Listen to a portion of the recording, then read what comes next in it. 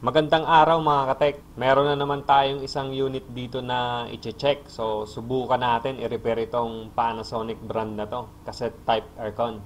So, ang alarma nitong aircon na to ay nagbi-blink yung timer sa loob, sa indoor unit.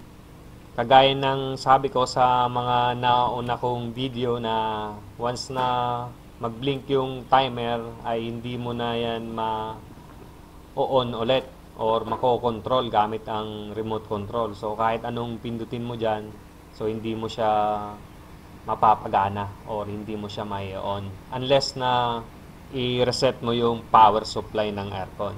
So dun mo na siya pwedeng ma-control gamit ang remote control. Pero kung hindi mo pa nakuha yung trouble, is babalik na babalik pa rin yan, blinking na yan. So kahit anong gawin mo, babalik pa rin yan pagka hindi mo siya na-repair. So total mga katek, at nandito ka na sa video na to at tuloy-tuloy na yung panonood mo, samahan mo na ako mag-trouble nitong aircon na to. So ang error nito is 2, 3, and 5. So ano nga ba ang ibig sabihin ng 2, 3, and 5 at saan makikita ang error code nitong aircon na to? So diyan ka lang makatek at pagpatuloy mo lang ang panonood mo. So nandito na ako sa likod. Mayroon ditong tatlong unit na magkakatabi. Etong gitna ang hindi umaandar, so malamang sa malamang ito na yung kapares nung nagbi-blink sa loob. So ito yung bubuksan natin. So i-set up lang muna natin yung hagdan natin kasi medyo mataas yung aircon eh. So nandito na ako sa taas. Nakaapak na ako sa long ladder ko. Then tinanggal ko na rin yung dalawang screw up and down. So dalawang screw lang yan. Tapos pwede mo nang hilain pababa yung cover nyan. So dyan mo na makikita yung board ng unit natin. Nandito rin yung compressor. Tapos yung capacitor fan, wiring terminals, contactor. So nandito lahat sa likod. So itong chine-check natin na aircon, wala itong compressor capacitor kasi 3-phase ito. So ang meron lang na compressor capacitor is mga single phase lang na aircon. Oh, meron pa ditong pugad ng ibon. So pinapasok pala to ng ibon. Dumadaan siguro dito sa ilalim sa piping niya. Balik tayo dito sa electronic board niya. So ayan, napapansin nyo ba yung ilaw na green na yan? So yan yung standby mode ng unit natin. So meaning pagka nag-flash yan, may supply yung unit natin. So may kuryente. LED 1 yan, yung green na yan. So normal lang yan, flashing na yan. Sa bandang kanan naman ng board natin, so kung nakikita nyo yung mga LED na pula, pababa. So LED 2, LED 3, 4, 5, 6, 7, and 8. Sila yung magsisilbing guide natin para mahanap natin yung trouble nitong aircon na to. Kung ano yung problema nitong unit na to. So dito tayo mag-uumpisa ng hanapan ng trouble kung ano yung problema nitong unit na to. Kasi once na mag-blink yung pula na yan, o meron dyan may mag-blink sa LED na pula, so meaning may problema yung unit. Then automatic na rin yan, magta-timer yung indoor unit. So hindi na makontrol yon kahit gamitan ng remote control. So hindi mo na mai-on yon. So ang nagpa-flash na LED sa pula is number 2, 3, and number 5. So 2, 3, and 5. So yan yung nagpa-flash. So hahanapin natin yan. At dito lang din naman natin yan makikita sa likod ng cover niya. So meron siyang sticker dyan. So lahat ng error code or ng trouble is nandyan sa self-diagnose niya. Nandito rin naka-sticker yung wiring diagram ng unit na to. So, ito na yung self-diagnose function niya. Nandito sa likod ng cover. So, ang umiilaw na lead flash niya is 2, 3, and 5. Okay. Kung hanapin mo nga dyan, yung 2, 3, and 5 na lead. So, dito tayo maghanap sa yan. Yan. Ano yan? Ano yan? 5 F32 -5-06. So, F32. Kung sa wired yan, ha?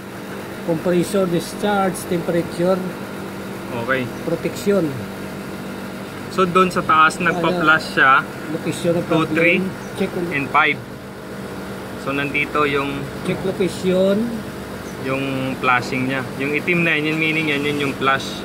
Nagpa-flash. Insufficient refrigerant. So, 2, 3, and 5. Eto, 2, 3, and 5. So, 2, 3, and 5 nagpa-flash.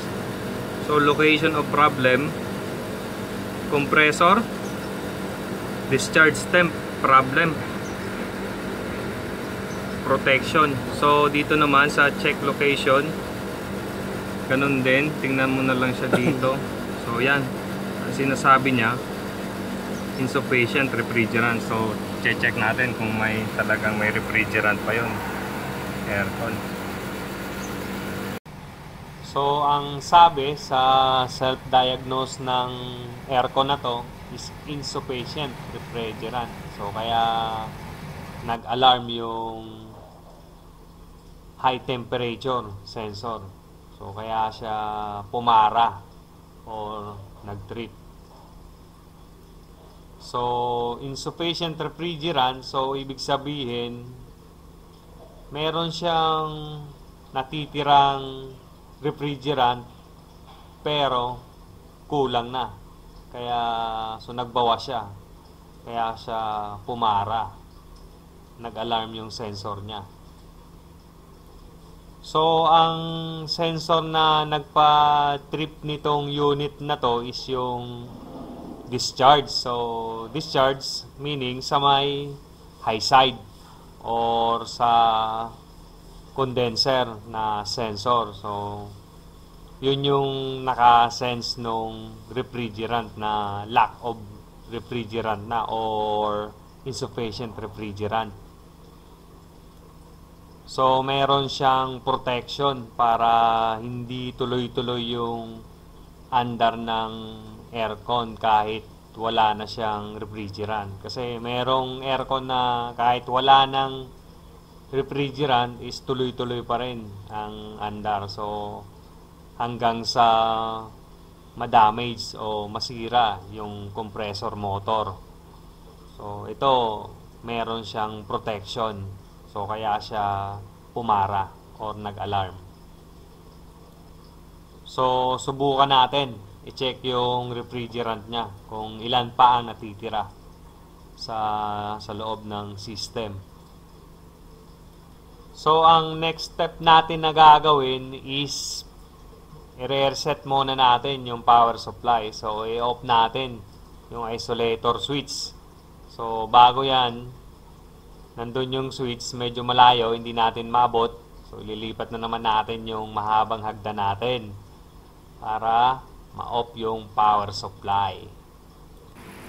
Kasi nga, kapag hindi natin nireset yan, power supply na yan, so hindi rin natin may on yung aircon kasi error pa rin siya eh. So, blinking pa rin siya. So, i-erase muna natin yung error code niya.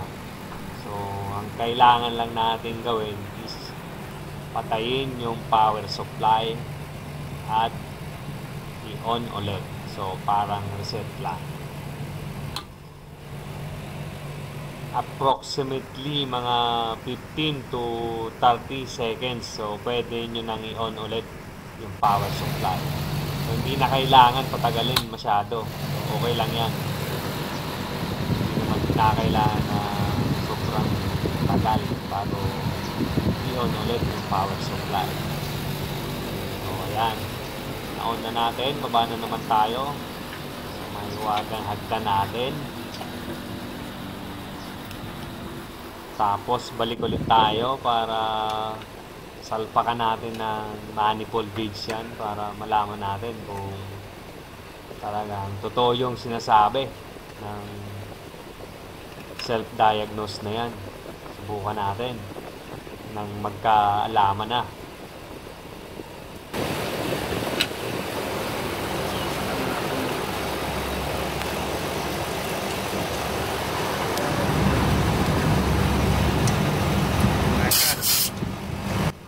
So, pagka salpa ko pa lang ng hose natin sa suction line, so alam ko na kagad na medyo kulang nga yung refrigerant niya. Kasi dapat hindi siya dyan sa mababa.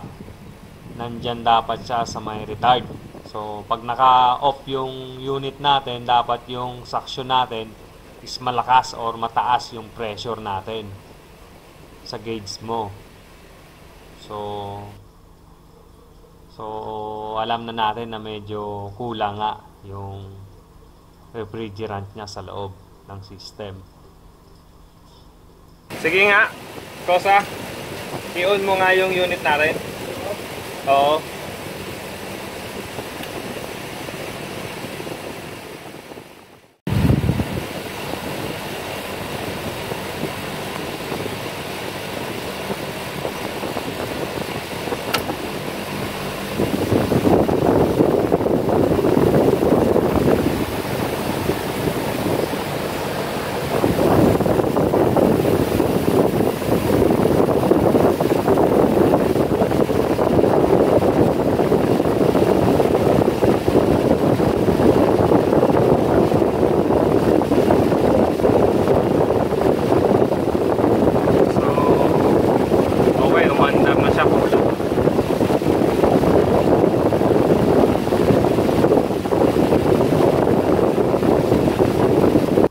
So, umandar na nga yung unit natin at na-check na natin kung ilan yung karga. Nasa 20 PSI lang yung natira.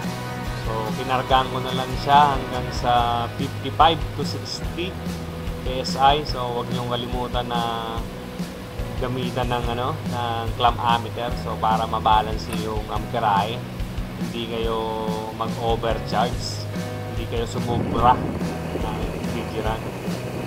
So, totoo yung sinasabi ng self-diagnose natin, magaling.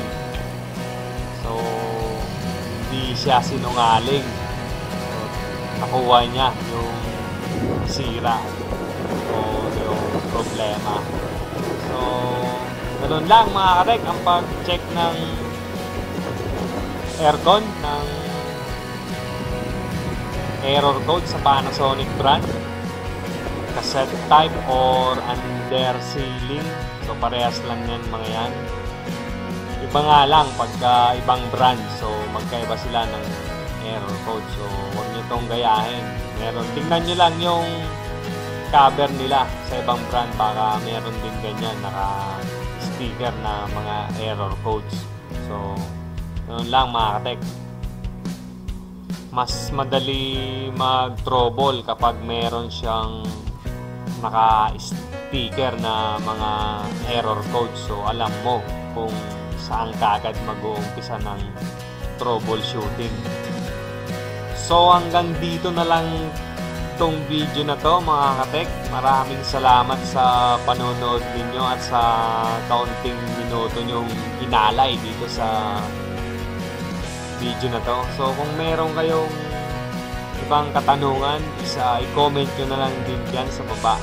At kung meron kayong gusto pang malaman regarding sa aircon, i-comment nyo na lang din dyan para pag may time ako, ma-replyan ko kayo at ma-share ko naman yung iba't iba ko pang mga experience dito pagtatrabaho abroad. So, maraming salamat sa inyo mga So, hanggang dito na lang ako. At hanggang sa muli. Paalam!